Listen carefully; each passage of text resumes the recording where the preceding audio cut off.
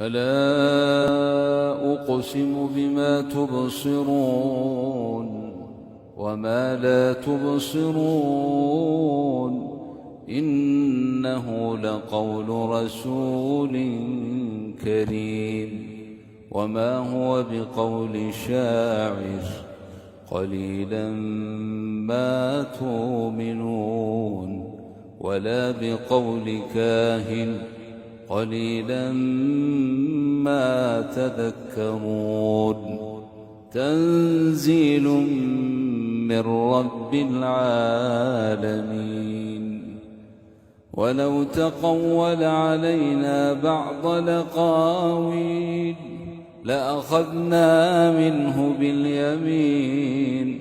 ثم لقطعنا منه الوتين فما منكم من أحد عنه حاجزين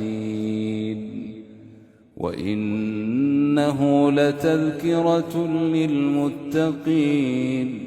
وإنا لنعلم أن منكم